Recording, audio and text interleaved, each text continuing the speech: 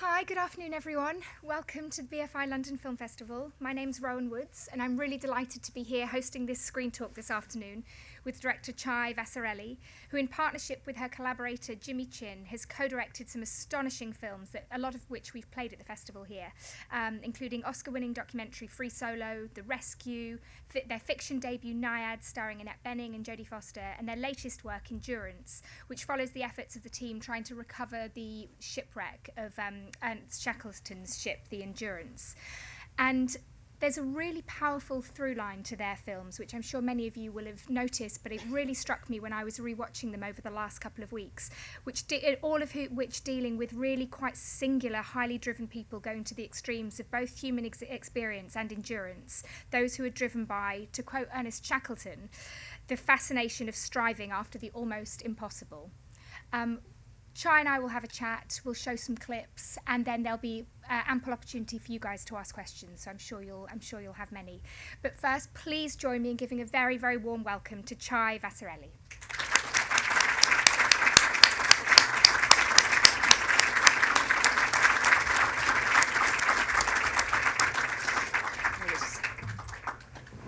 Settle. Welcome. Thank you so much. Thank you for being here. Yes. So speaking of being here, we should address up front the fact that Jimmy isn't here, as advertised. So I had a casual message earlier in the week saying that he was delayed up Everest and couldn't make it. It turns out he's been doing really, really important things in Everest. Tell us. Yes, we're really sorry that Jimmy can't be here in person. He was delayed. He's been on an expedition for the past 2 months, and you may have read about it. He made a discovery by chance while he was on his expedition of a boot and the foot remains of Sandy Irvine. So that's been very exciting. It's a really big part of the Everest kind of history and almost mythology of it. And so anyway, so he was delayed. So he'll be here soon. Well, we're very happy to have you, and I think let's start at the beginning. It feels like a good place to start. At what point were you drawn to filmmaking? Was that something you always wanted to do? Where did that come from? It's a good question. I made my first film while I was in college, and it was about 6 friends in Kosovo who grew up waiting for war. So this was in 1999. And I think what compelled me always about to make a film was that basically I had kind of grown up in between places. I'm biracial. Both my parents were immigrants. My father is Hungarian by way of Brazil, which is another story, and my mom is Chinese, but ended up growing up in Hong Kong. And so they both had to flee where they were from because of political persecution, essentially. And I was interested in that space in between. So Kosovo, again, it was an ethnic conflict. And we were kind of at the age of the picture is was worth 1,000 words. And, the dawn of the smaller cameras, more affordable entry into filmmaking. And so I always thought I would be a journalist. And then I made my first film in college, and then it kind of just went on from there. And even if you set out to sort of be interested in sort of non-fiction filmmaking, we was talking about an early experience that you had actually working with Mike Nichols on a fiction film. Tell us about that. Yes, so I made my first film about Kosovo, which was called A Normal Life, and then it won the Tribeca Film Festival. And the next day I went to a cocktail party for Betsy Blair, who was Gene Kelly's widow, essentially. And I was with a boyfriend there, and Mike Nichols and I began talking. Lauren Bacall was there. It was the most glamorous book party you could ever attend. And of course, Lillian Ross from the New Yorker was there and wrote a Talk of the Town piece about how I met Mike. And my phone rang a few days later, and he's like, "What are we going to do about the factual inaccuracies in this story? And what are you going to do with your life now?" As in Mike Nichols called you? Yes, Mike Nichols called me. And I think I got very lucky with gracious mentors who were both protective and brilliant. And so Mike was certainly that person, and he's like, what are you going to do with your life? And I was like, I think I want to go to drama school. I want to be a director. He's like, but you just made a movie. Why do you want to go to drama school? I was like, because I think like fiction is interesting. And he's like, just come work for me. So I actually lived in London for 6 months when I worked for Mike. And it was like the most amazing experience of my life. I mean, it was things like the phone would ring and it'd be like Sean Connery, who would be the only voice I actually recognized because it's Sean Connery. Or like Tom Stoppard would like come by and I would get to go. I used to describe Mike as kind of an amoeba. Like he ate me because I had to be by his side at all times, which meant that so people could find him, so the producers could kind of know where he was going. But it meant I got to go out to dinner with Tom Stoppard and go to the theater every night. And we were shooting Closer, which was a really special experience. But then after that, he was like, go make your next film. And so I made a bunch of films in Africa, in West Africa, and Mike would have to host the premiere every single time. And he would be like, I don't even know how to pronounce this name. And I was like, still, you're going to host it. So I just was really lucky with my mentors. Mm. Was there anything particular that you learned from Mike or that you learned from that experience or any other mentors that you have sort of taken with you throughout your career? I've had several mentors. I mean, I think I was spoiled by being on set with Mike Nichols, where I thought that everyone has Julia Roberts and Clive Owen and Jude Law and Natalie Portman rehearse for a month. Okay, this is not done anymore. Okay, but I thought that's what you do, and that, of course, the writer's in the room and, like, adjusting the dialogue as you go along. And also, there's a certain conscience to, like, Mike's films are wickedly funny, they're very dramatic, but there's also a certain conscience to who he was as a filmmaker. And I'll never forget sitting through an Angels in America screening, and he was like so kind of perturbed by the anti-Semitism in the room, not about the film but about the audience, that like he had to leave. And it was an interesting thing because I was like, oh, it's that raw. And I feel like that was one of the great lessons I took from Mike about that moral compass, despite the entertaining envelope and the human drama involved, was that there's still like a reason why you make a film. I will not speak to his films like Day of the Dolphin or Wolf, but still, I think Angels in America was one of his great achievements. And I don't know, he was like, I was very lucky to be able to kind of live in that world. Mm. But I've had many mentors. I have one of my mentors in the room. It's Bob Eisenhart, Jimmy and my closest creative collaborator. He edited all the films Jimmy and I have made together, most of the films Jimmy and I have made together, from Meru, Free Solo, The Rescue, and now Endurance, and Wildlife. I've probably missed some others.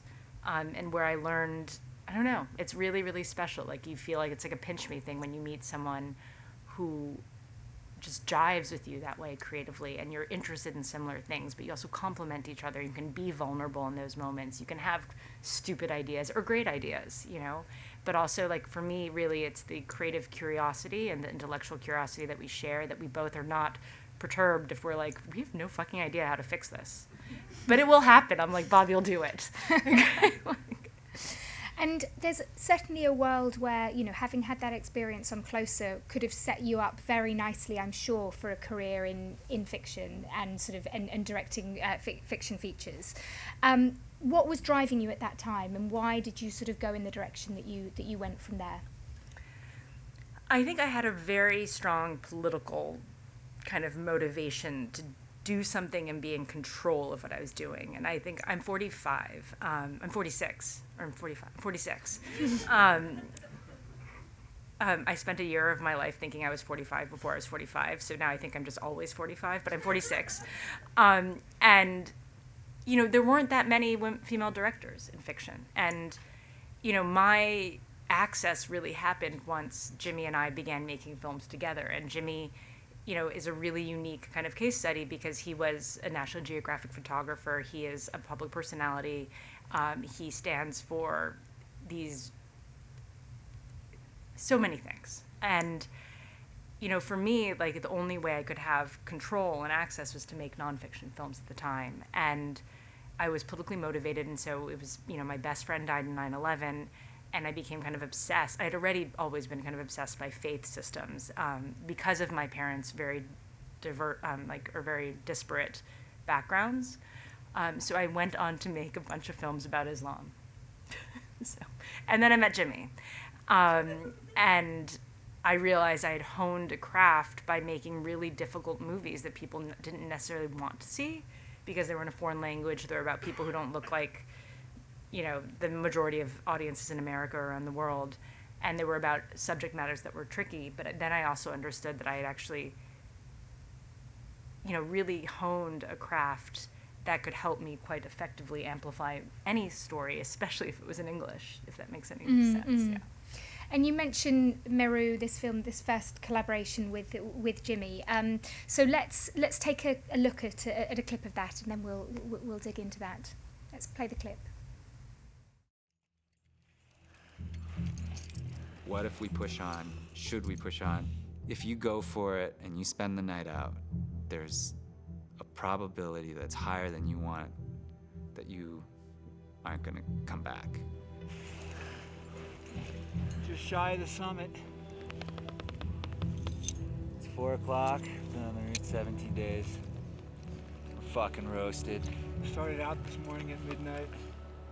If we go today and attempt the summit, that means we're going to be out tonight, and an unplanned bivouac at 20,000 feet in really cold climate without proper protection and without sufficient food just doesn't make any sense.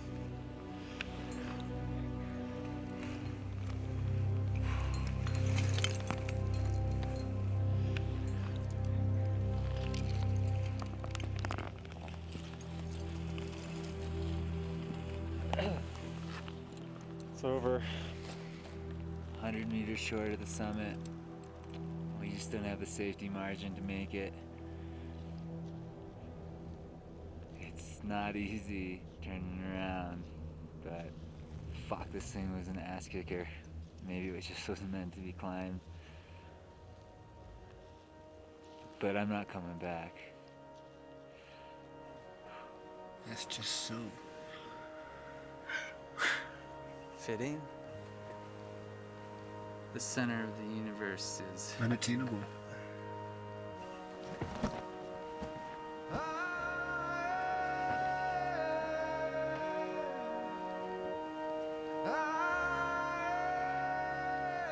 When we finally made the decision to go down, it was a relief.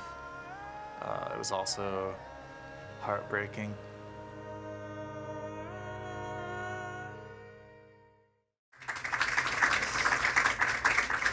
Spoiler, they did go back. And this film, for those of you who haven't seen it, sort of recounts this attempt by Jimmy, Renan and Conrad to climb Meru. Tell us how you got involved. How did you and Jimmy sort of come together on this project? Well, we fell in love on this project. We had met at a conference, and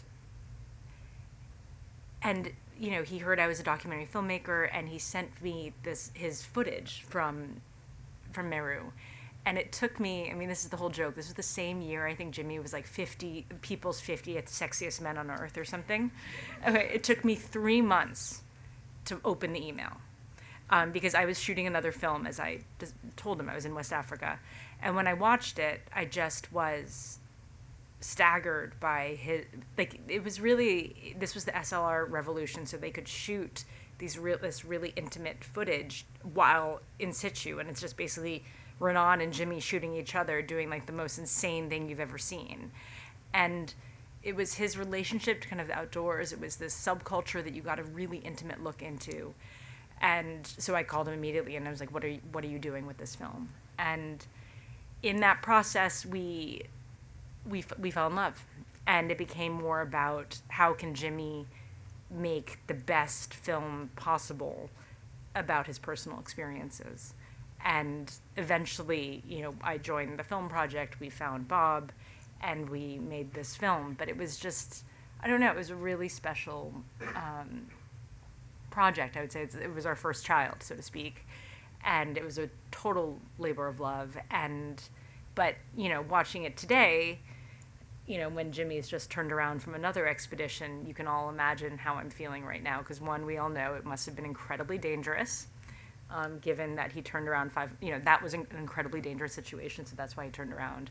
But also, like, clearly the story is not over. That makes sense. Yeah. And with Meru, did you come in at the point where they had already made that second attempt? So you came in and there was just lots of footage, and it was about trying to sort of figure out what the film was? There was very little footage. Oh, really? Okay, so I think every frame that was shot on Meru is there, and Bob, who's here in the audience, and I would have these conversations like, couldn't you have just held for 3 more seconds? And they're like, no, we were holding our breath so we would be still, because otherwise it'd be like, because it's so high. Okay.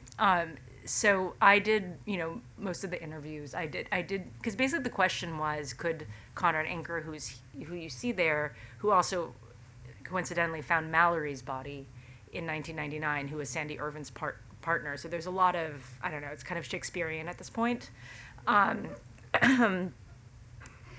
There's a lot of question if they could emote and find the language to speak about their personal motivations and what drove them, and try to unpack this question of like why you do this.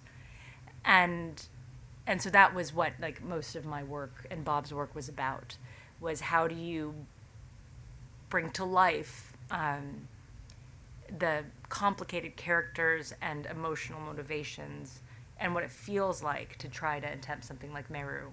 And I think that, like, if I would just like pat ourselves on the back, like it was, there had been a lot of movies about mountains, and like there's a whole genre, Red Bull's built an empire over it. But really the question was how to make it like something that spoke like beyond the mountain itself, to these incredibly fascinating individuals who are driven with these audacious dreams, but also put in the work and the pain and the courage to actually try to believe in themselves to actually achieve it. Mm-mm. And how did you approach that task? Was that about sort of building the relationship with your subjects and your interviewees and sort of bringing that out in those interviews? Yes, I mean, but it was also, I was calling upon the, 10 years of experience I had already had, where I, if you look at my earlier films, like I'm still in touch with everyone who's ever been in a film that I've made. And, it's about investing in the relationship and investing in the trust and showing up and, pushing people to reveal their own truth, or asking them questions. Is it like a psychologist, like maybe a little bit, but it also comes from like a genuine curiosity of what motivates someone to do something. So I think it helped that, I was an outsider to this crew. Like Conrad is Jimmy's mentor. Renan, they both mentored Renan. I'm not a mountain climber. I can't believe me. Like I will show up at the crag just to belay the children and have like a Yeti of wine and my watercolors nearby and a copy of Harry Potter to read to the kids. But it was just like being an outsider and being genuinely curious. And so that was kind of spoke to what I've always been, which is like, it's just a curiosity and a certain like bullshit factor. Like just, you can't just say it's gnarly. Like, what does that mean?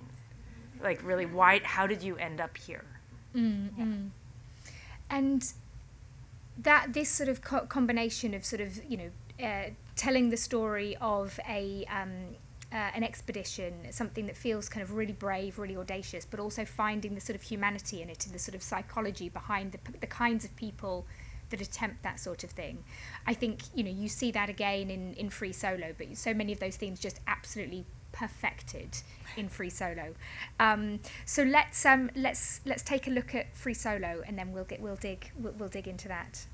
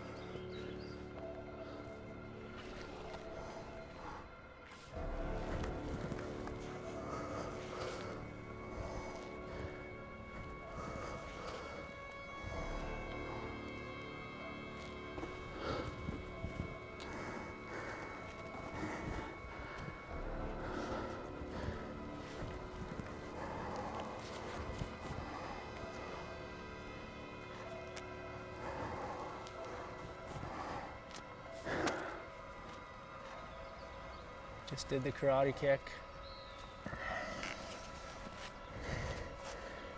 He's got it.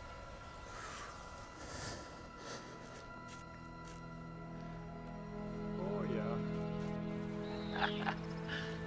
That is way too gnarly. Oh, my God. Did it. Jesus. He just sent the boulder problem. He must be so stoked. I mean, to have the slabs and the boulder problem behind him is monumental. Oh. I feel like your cameraman having to look away every time I see that. And this extraordinary account of Alex, who we see there trying to free solo climb without ropes, this El Capitan in Yosemite. Having done Meru together, did you approach free solo in a different sort of way? Did that inform the way you approach this, telling this story? Sure. I mean, it was the genesis of free solo is quite emblematic of how Jimmy and I worked together. Where Jimmy was out of town, and Alex came to stay with us, but Jimmy wasn't there, so he came to stay with me and our 1-year-old at the time. And it's actually quite a funny story. And now that it's so much time has passed, I can tell the X-rated version, which was. So, you know, I was with our daughter Marina, and our housekeeper was living with us, our nanny, and Alex was supposed to stay for a few nights, and he brought home a woman to our house. We only call her by her publication name, which was Bon Appetit. She was a journalist at Bon Appetit. And so I woke up that morning and found 2 people in my living room and not one person. And I was more like concerned about what my housekeeper, like our nanny, would think about this, because I was like, this is crazy. Okay, we've got like a 1-year-old. She said, who is this woman? Like it was just like a whole thing. Anyway, Bon Appetit leaves. And Alex and I began talking, because this was kind of like we were talking about a film. We didn't know about El Cap, or it had never been said out loud. And he's like, I'm thinking about free soloing El Cap, like in Alex's very matter-of-fact manner. And I was like, okay, that sounds great. That'll be an amazing movie. I know nothing about climbing. So Jimmy comes home from his shoot, and I was like, guess what? Alex is going to free solo El Cap. And he like looks at me like I had lost my mind. Because basically, like it was incredibly dangerous, audacious, like one of those things that and Jimmy was like, absolutely not. We cannot be involved in that. Like, the risk is too high. And so it took like another, I don't know, it was like 9 or 10 months of this, you know, then I was like, but that's your department. You'll figure that out.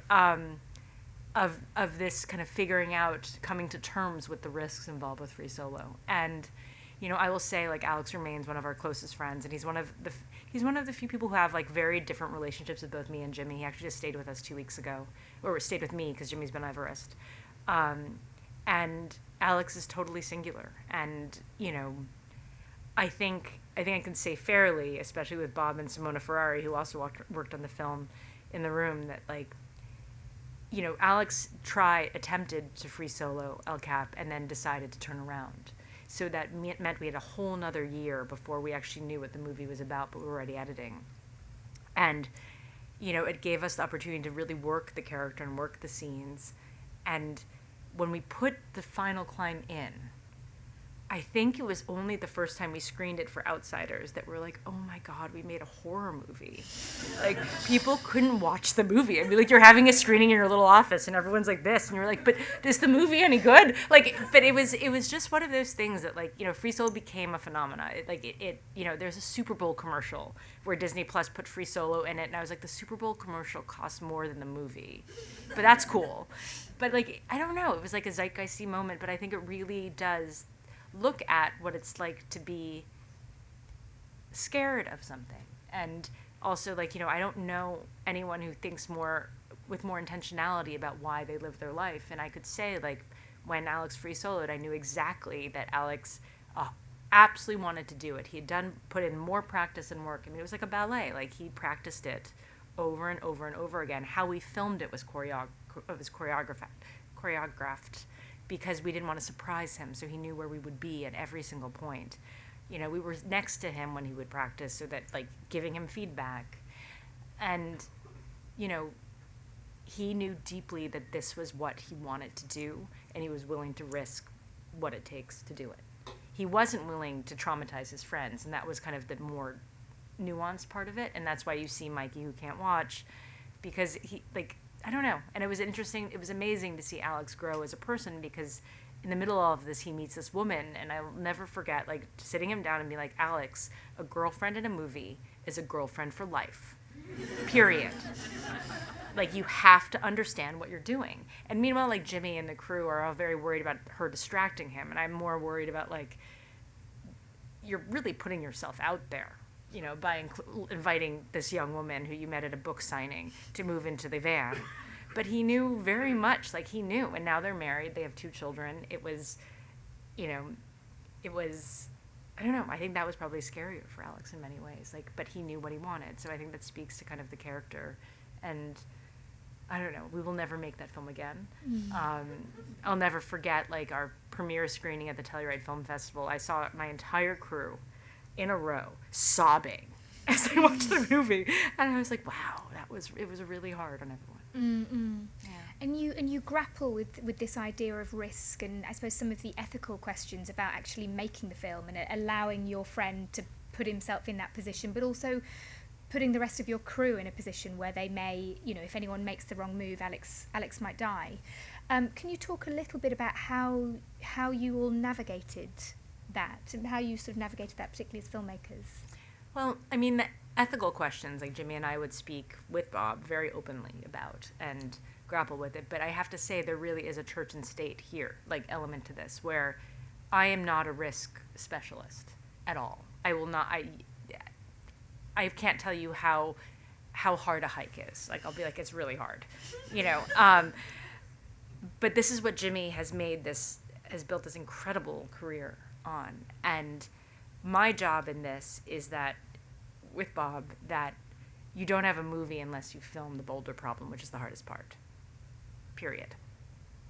So figure that out, you know, a little bit. And that's kind of how we speak. It's like, this is what we think is essential to the narrative. And at least we have that shorthand that he knows that Jimmy, and if he were here, he'd be like, he knows that if he can figure out a way how to film something and how to negotiate the crew. And, like, I won't tell him someone's good for the crew. I will tell them this is the best cinema verite cinematographer I found. And that's how we met Claire Popkin, who's shot on Free Solo and then all of our other films, because I was on a commercial shoot, and, like, I meet this tall, strapping man who's a really good DP. And he's like, oh, no, I skydive. I've got 500 dives under my belt. I was like, oh, you're just crazy enough to work with us. And you have this craft, that because you've studied under the best, you know, verite DPs. And so Claire quickly became part of our crew. Jimmy and him had to find their vibe. But it's just more about, but Jimmy knows that we will employ every tool we have, the finest of the craft, and not stop until we make it work. But there are 2 lanes here, and there always are. And tell us a little bit more about the way that you work together. So are you across sort of structure and story, and Jimmy is sort of doing the sort of the more production side of things, or how does that work? Do you take on specific roles? Let's just put it this way, like, Jimmy's favorite person to chat with is the DP. Like, Claudio Miranda, who shot Nyad, was also did Maverick, and, you know, is doing the new Formula One. Like, you know, he did Life of Pi. So Jimmy and Claudia would talk all the time. I talk to the writers and the editors all the time. It's my favorite place. It's like the place where I kind of hang out. And then the interview process is something I love doing, and so it's nice. Like, it actually allows us to kind of be expansive, because we trust each other so much. He doesn't. Sure, he questions probably more than he should some of my decisions, but that's just a marriage thing more. But we have a very deep shorthand. And I think there's also someone else in the room, Anna Barnes, who runs our company, who's worked on all the films since Meru and is also part of that. I don't know, we're very lucky to have this team that knows how we work, and we wouldn't be able to do it without the team itself. Like, film is a truly very collaborative enterprise, and it's like I always have those pinch me moments when I'm like, oh, I get to be better than I thought I could be or could dream of being, or like see my vision realized because of all these amazing individuals who work with us. And obviously, when you're making films like this, it takes a long time. You have to give up a large part of your life, your professional life, but also your personal life over to them. And how do you decide? I mean, I've read an interview with you where you sort of said you never want to make any film ever, and something has to be really, really undeniable for you to sort of commit to it. How do you know when something's undeniable? Well, I think it's a little sad that I live with like a sense of dread most of the time, but it's true. It's like part of like the scrutiny of the project. You know, like I love the list of films that we've said no to, but basically anything you ask me, I'm like, no, not really want to do it. And it has to kind of gnaw at you and live with, and you have to, like, I come to a point where I'm so compelled by what it could be that we say yes. Because, like, you know, I would say it's pretty much, like, I understand, and everyone who works with us understands that we're going to move mountains to make it happen. If we say yes to something, we're going to break the cut, which means, like, you know, you have a cut that kind of works. Let's see if we can even make it better, and then it doesn't work again. Like, you know, like, it's just this kind of, like, it's a Sisyphusian task. Like, it's this idea of, like, you dig yourself into a hole, and then I look to Bob and everyone around me being like, dig us out. You know, it's really hard. So I think after Free Solo, we understood that we had a platform and that the world is really tricky. And the question is, you know, if you're going to make me leave the house and leave the kids, or Jimmy not being in the mountains, which is where he's happiest, it has to be something that means a great deal to us personally and also project a world we're interested in. Like, that's better. You know, it has to just leave the world a little bit better, which sounds very Pollyanna, but I really mean it. So it has to just be, like, really deep and meaningful, because it ends up being for life. Like, I don't know how many films I'm going to make in my life, but each one of the films we've made have very deep personal meaning for me, for us. So tell us about The Rescue, this extraordinary, I'm sure many of you have seen this extraordinary documentary following the rescue of the Thai boys in the football team in the cave. What was it about that was... Oh, I mean, The Rescue is really, really close to my heart. I mean, kind of the essence of the film is about these, I guess they're British weirdos who, like, we love our British weirdos. I know, but they prefer to hang in puddles of mud, like, than, like, hang out with other people, and they never really fit in. And they're non-professional. It's not like they have a license to go cave diving, but who were the only people in the world and were willing to risk everything to save 13 strangers, who they never met, you know. And the idea, like, if you think back to that time, it's like the height of Trump. It's it's the pandemic. It's like everything is wrong,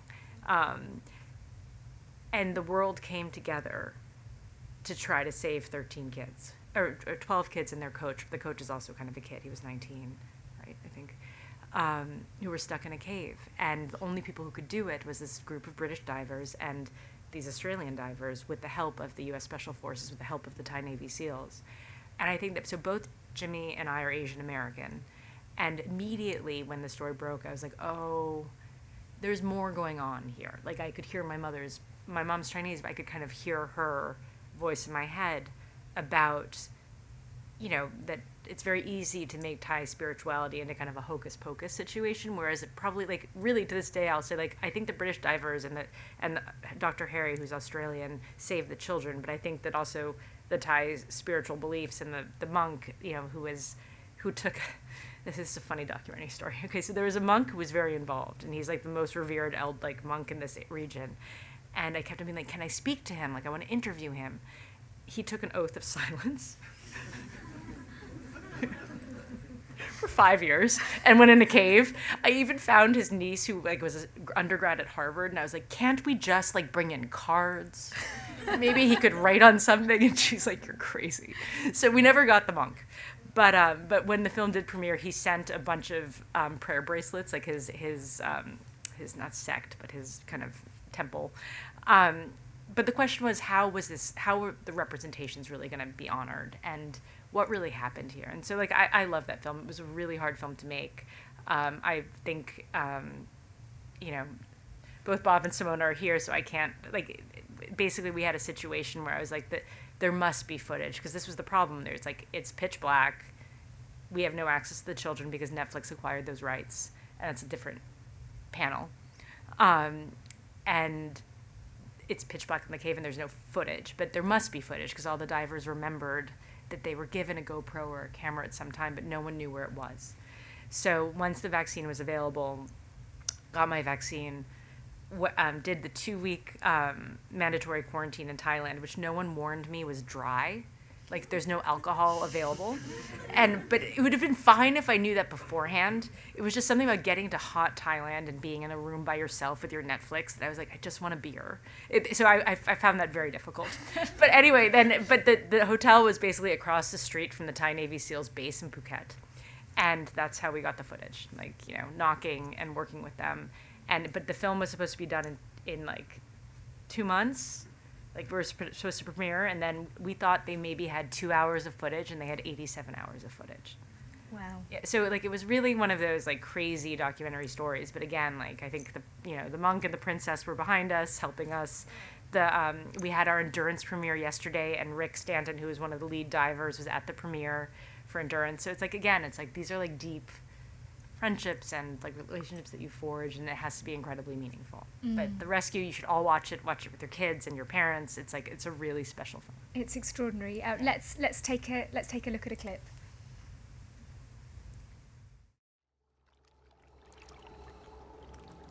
I was getting quite keen to turn round because I was way beyond any sensible air margin. Rule number 1, use a third of your air on the way in, a third on the way out, and you keep a third for spare. But I just had this powerful feeling that it was time to push. It was the right time to push.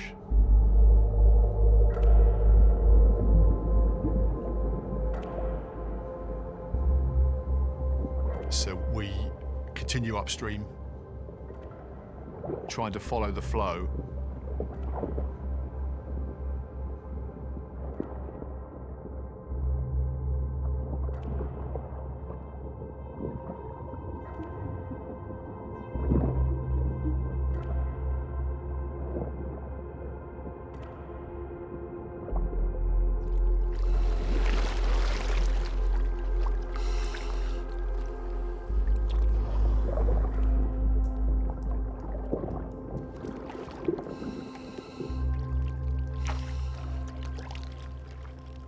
It was instantaneous, a pungent smell, silence. We both assumed we were smelling decomposing bodies. There's something unpleasant here. And then suddenly I saw a light flash.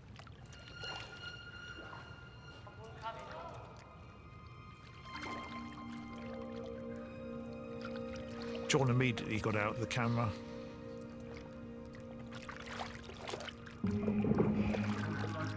Yeah, best you can. Thank you. How many of you? 13. Brilliant.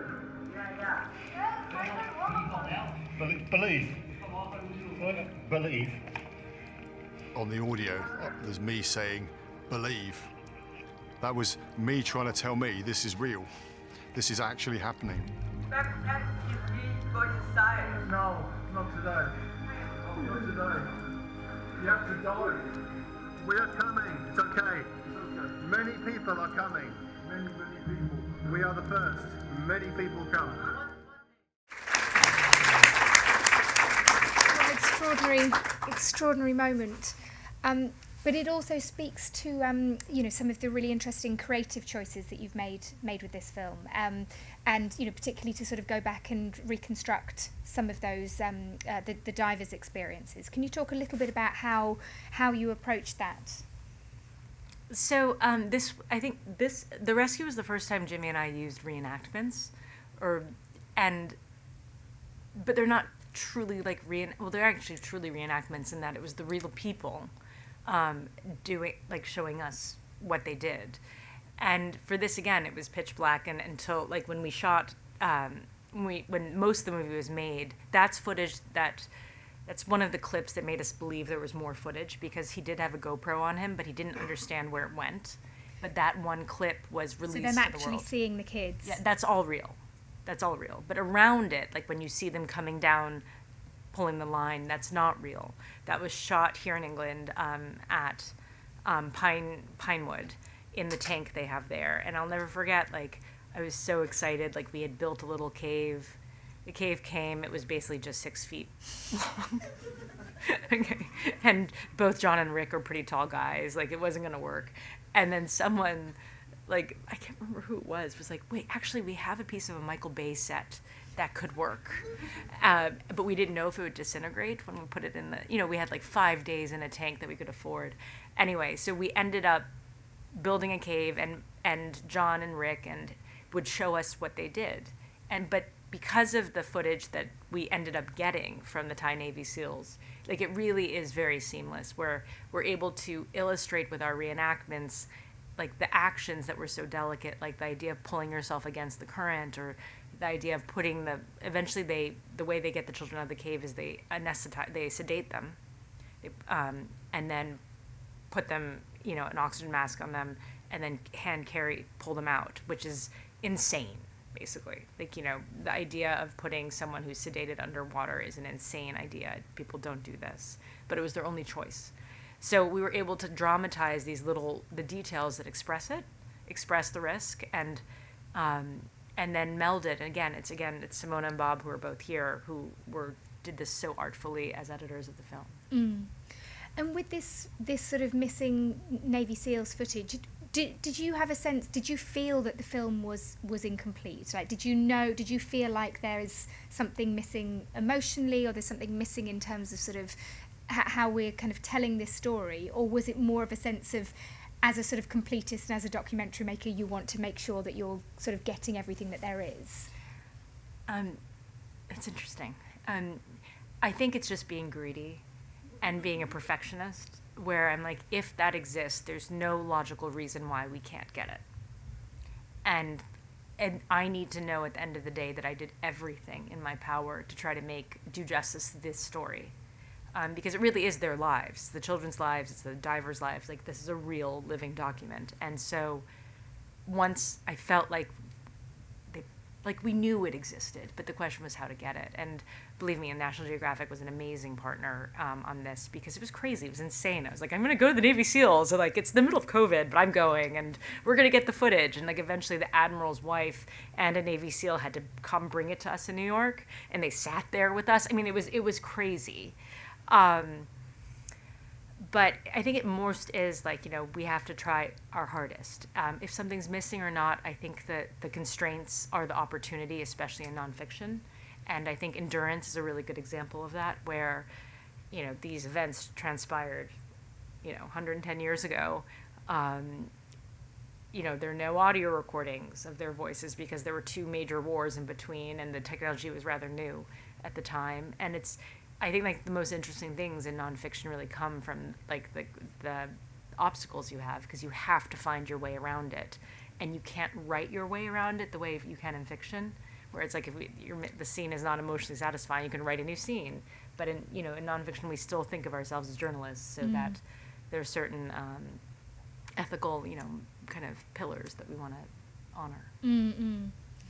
And I want to move on to talk about Nyad, which is the first time sort of the two of you working together in fiction and in drama.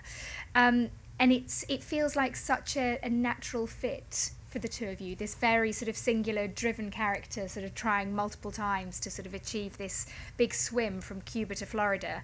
Had you been looking for a project, or was this something that came along and you were like, well, of course we've got to do this, because these are the stories we tell? I personally think that a good story is a good story, and if it's based on a true story, or if it's a documentary, like, there's a certain, like, there's an essence of emotional truth that you have to honor. It's like, and I think the craft, documentaries are really hard. We take, 16 months, 2 years to edit our documentaries, and it's really kind of picking up the pieces always, trying to make something. So we had been flirting with the idea of making a fiction film. this Nyad was a good example of kind of enlightened producing, where producers Teddy Schwartzman and Andrew Lazar saw what we did with Free Solo and were like, they should do this. And, you know, it was really fun working on the script. It was, you know, Nyad was, again, like kind of an impossible movie to believe that would be made. It's about two women in their 60s who are lesbians who are swimming. You know, one of them is swimming. And, like, there's, you know, swimming is not, like, the most entertaining sport. It's not, like, climbing a mountain or, like, you know, it's not, I mean, it's known not to be, like, the most entertaining of sports. But the characters were so amazing, and it was kind of a perfect storm that allowed us to make that film. Mm. Yeah. Let's take a look at a clip. I just think that you need to make peace with the possibility of my death. What does that mean? I would do it for you if it made you happy. Oh, would you? Would you do that? Yes. Imagine knowing in your bones that you could do something that only you could do, like fate. This isn't about you or your destiny. This is about me, okay? For once, this is about me. And you don't even think of me. You just want me to, like, tag along with you, like. No, of course I think about you. I know what you're capable of better than you do. Listen to yourself. That is so patronizing. I can't. Look, I know that the world wants me to shut my mouth and sit down and wait to die, but I didn't think you did. Stop. I can't. I won't. I will not accept defeat. You're blessed with such an extraordinary cast in this film. How did you find that shift from sort of non-fiction to fiction? Did you find that sort of directing, it was a completely different muscle? How did you approach that? Well, it was terrifying until, you know, we made our first good decision on set, where suddenly there was this, like, kind of moment. I was like, oh, all the instincts apply. You have 20 years of experience, and it works. I think we got really lucky with such amazing actors, and it was like kind of a real realization. I was like, oh, you can make movies and work with the best of the best, like Jodie Foster and Annette Bening, who are as committed to bringing, like, great depth and emotionality to these characters as you are, and they really are the best at doing it, as opposed to waiting, you know, 2 years for Alex Honnold to say he loves his Sonny, which it really was. Like, we waited 2.5 years for Alex Honnold to say I love you to Sonny. So, like, it was just like getting, like, an Iron Man suit, or, like, earning your superpower, because, like, you could have the same aspirations, have the same instincts, but suddenly, like, it's the best cinematographer in the world who's there. It's like, you know, Alexander Desplat doing your music. Like, you know, it just the resources were an embarrassment of riches. But really, I can't say, like, Jimmy and I, it was amazing to work with Annette and Jodie, and to see kind of how far you can push a character. Because of their craft. Mm. Yeah. And I imagine it must be quite you know, if you're used to sort of allowing a story to sort of unfold in the way that it wants to unfold, and then of course you have to sort of mold that and craft that in the edit. But with something like this, you have control in the moment, and you're like, oh, I want the story to happen like this, and I'm just going to make it happen like that. I would say it was actually like a smushing of what we normally do, which is, you know, when you're shooting a documentary, especially a verite documentary, you are trying to listen. You're the closest listener possible, and you're trying to think ahead to be like, how do we have, if we're interested in this idea, do we have the material to make that happen?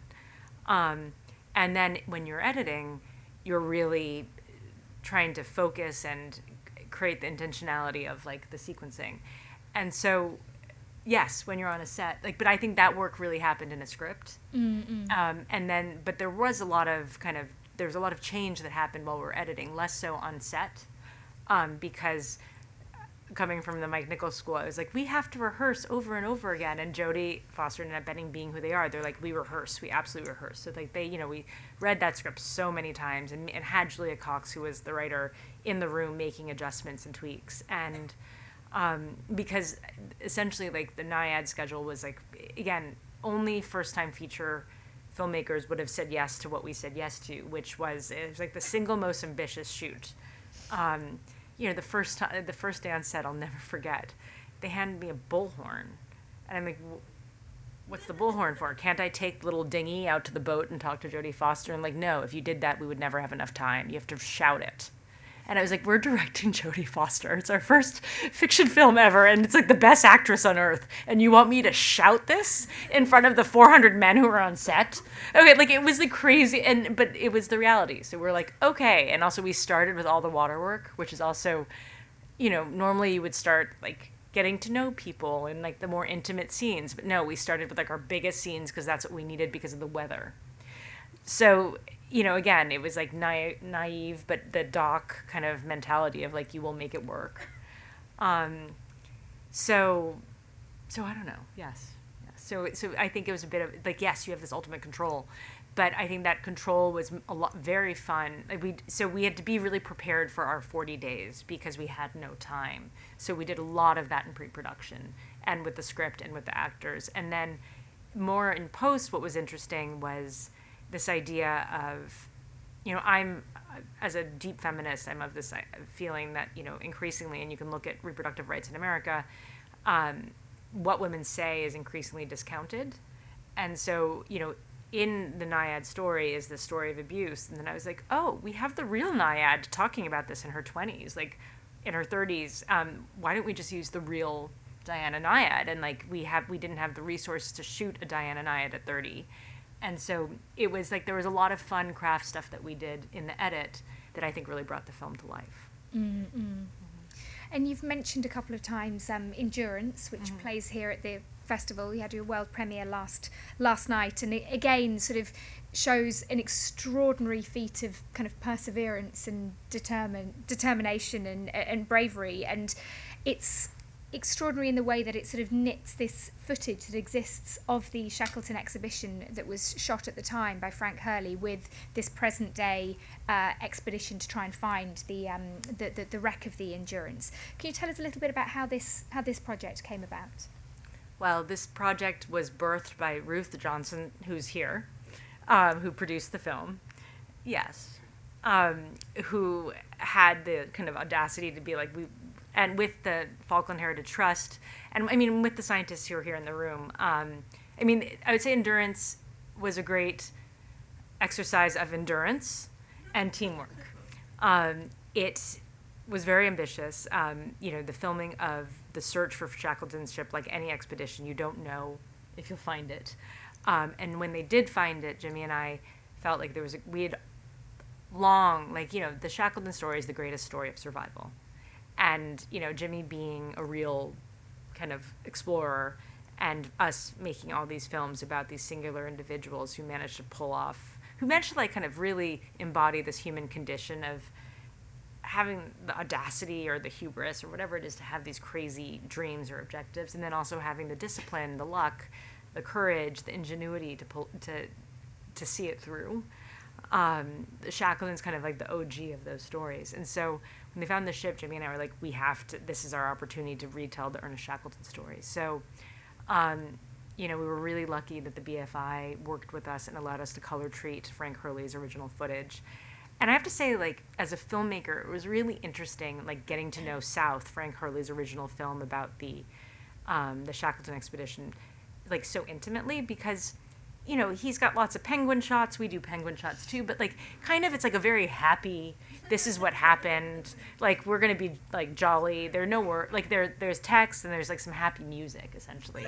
And here we were looking through his eyes, and his cinematography is totally astonishing. So as astonishing is the fact that he brought the film reels back with him, like on this crazy, I don't know, it's like a 1,200 mile, like, anyway, you know, the ship sinks, Hurley's still holding his footage and being like, I'm going to bring it back to England.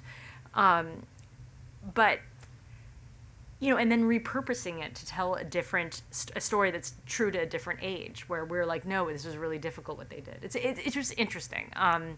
So at least in this film, there are definitely moments, like all films get better when you finish them, when the sound design gets in, when the color treatment gets in, when you have it mixed and it's all together. But this film, like, when I watched it finished, there was a moment where I was like, holy shit, we're watching the real events 110 years later that were shot by a guy on the expedition who was a really good cinematographer.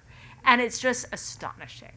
And then you add the AI treatment we did where we used, because, they're Brits, so they journaled like extensively, and the diaries are really the way in to the story.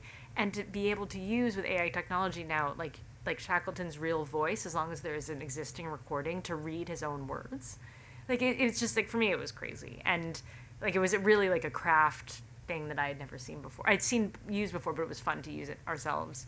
And then also just the challenges of the 2020 expedition was extraordinary. I mean, you had the best of the best, and some of them are in this room.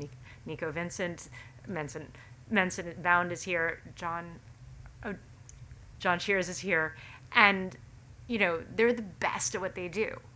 And there's something about being able to tell the stories of people who are deeply passionate and excellent at what they do, and where failure and trial and error is so much part of the process, that it was fun but hard to make these stories 110 years apart kind of speak to each other. Tell you what, let's take a look at the trailer for Endurance, and then we're going to come back to all of your questions. We're ready? Yes. Okay, let's find the Endurance. We're still talking about Shackleton because this is the greatest tale of survival in history. And it's a story about failure. Success awaits. Dive ones, let's go. In 1914, Shackleton was convinced the greatest Antarctic journey was yet to be done, crossing the Antarctic continent from one side to the other. So he dragged his men on a doomed quest.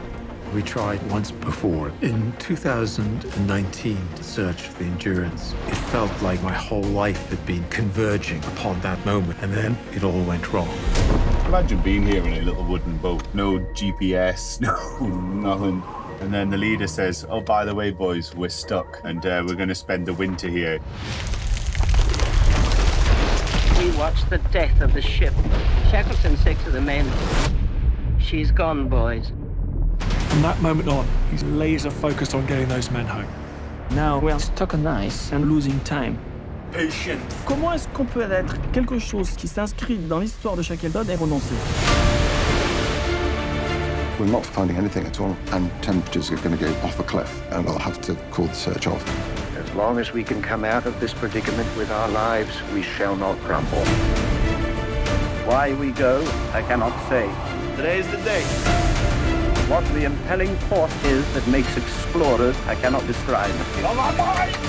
But as long as there is any mystery on this globe, it is not only man's right, oh my gosh, look at that, but his duty to try to unravel it.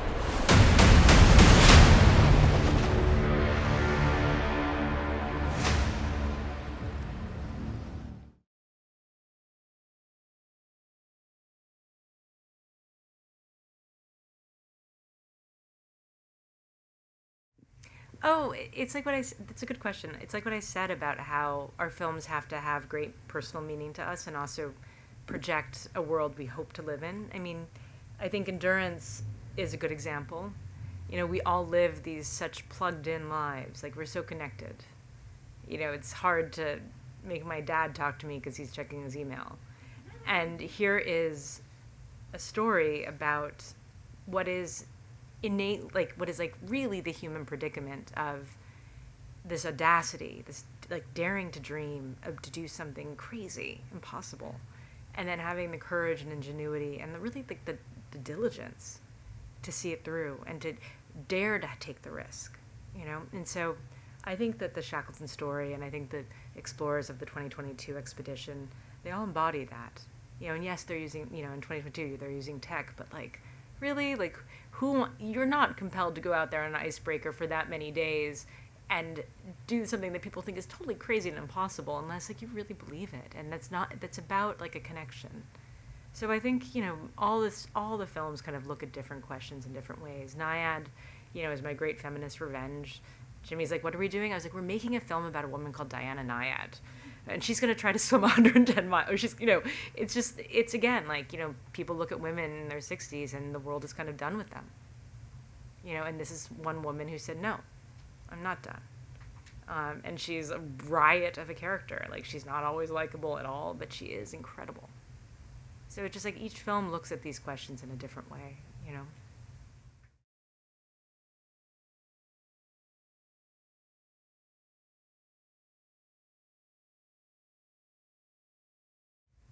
It's a really good question. I can only say is that I study really hard, and I go into it knowing that we'll apply. We're making a film now about that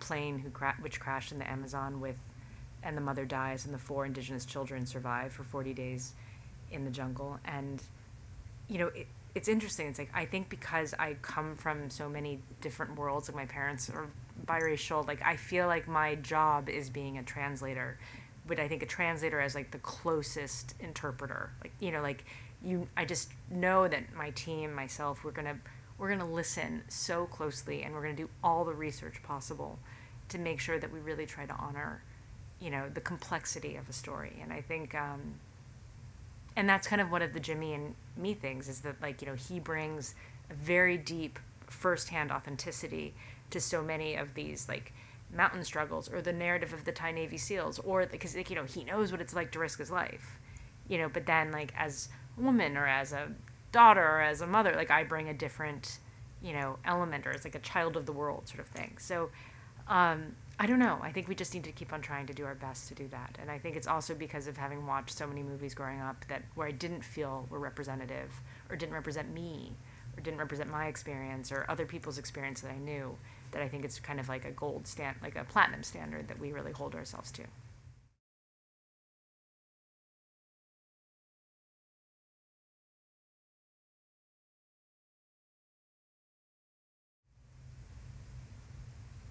Oh, I'm such a big fan of so many people's films. I like to credit myself as I'm a really good audience, and then I'm break it all apart afterwards.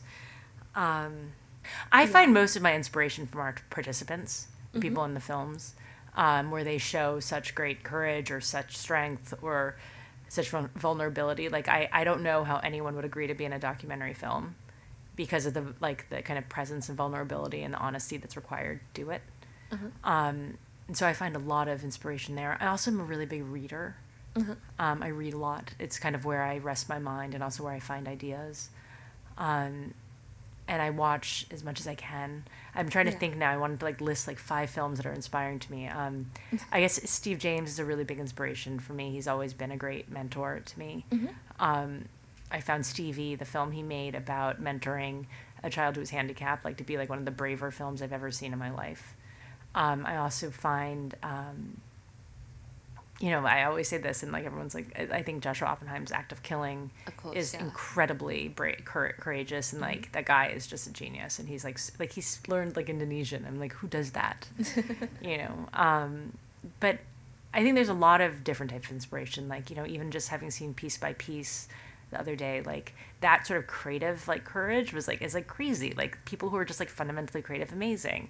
But then of course the film I'm thinking about right now is The Taste of Things was one of the best films I've seen in a long time. I don't know, I love films, and I don't know, it's fun to be able to play and to be able to have that space to be creative.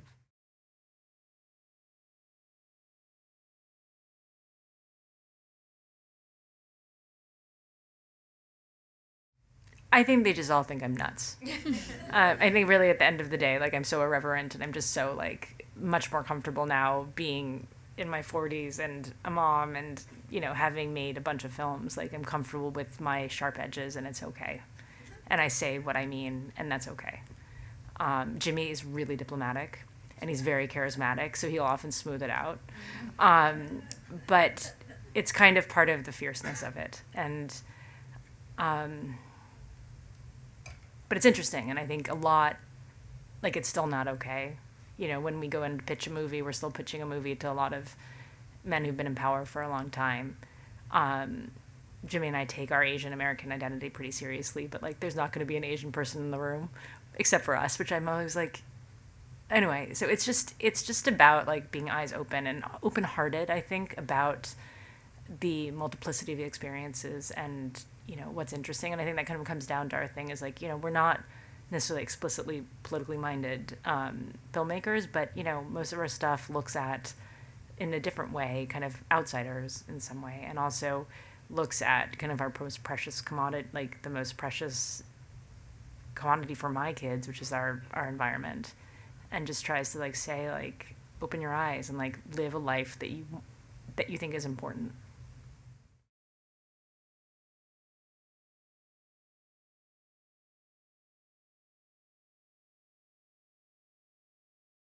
No, it's a really good question. I would say I wasn't connected. I was the kid of immigrants. Like my mom was like, "When are you going to med school?" Like even after Meru won Sundance, and I have witnesses in this room. I had a child. I was married, and I had just won Sundance, and Meru made like $17 million in the box office for a doc, which was a lot, especially an indie doc. And she's like, "It's still not too late to go to medical school." And then my father, who's here, who's a professor, would be like, "I didn't work so hard all my life so my daughter could put her hand up other people's asses." And that's what he would actually respond. Like, this is like in public, and it's become like one of my favorite stories. And I'd be like, "I love you, Daddy, so much," and whatever. Okay, but he paid my health insurance until then. Okay, I just want to say that. Okay, so I didn't necessarily have lots of connections. I was lucky being in the right place at the right time when I met Mike, and probably being a cute young woman. I'm just being very honest. Like, and I was also lucky because he wasn't like, there are other mentors I could have had that it could have been really bad, you know. But he really supported me and promoted me and always, you know, pushed me in my weird pursuits as I wanted to go. Like, you know, but I would say that the advice I always have is like, you should not be afraid to ask for anything as long as you do it politely. And as long as you accept a no, because someone can say no, but then you could always ask again. And that's kind of my point. And so that's the same thing with the Thai Navy SEALs. It's the same thing with, with Netflix while making Nyad. I'm like, why not? You know, like, why can't we get this? Like, you know, and I just don't see why not, especially when it's, because I used to also say, like, when we had no money for movies, I'm like, it's okay if I ask you for money. It's not like I'm making porn. Like, I'm making a movie about a war-torn country and about people who are just trying to like have self-representation, or like, you know, so like I just think, you know, you have to ask and you have to speak up, but just really be polite and gracious, because you never know where someone else is coming from, and you never know when you might need to ask them again, you know. Thank you so much. You're welcome. On that note, thank you so much, Chai. Thank you for being a brilliant audience. Thank you. That was lovely.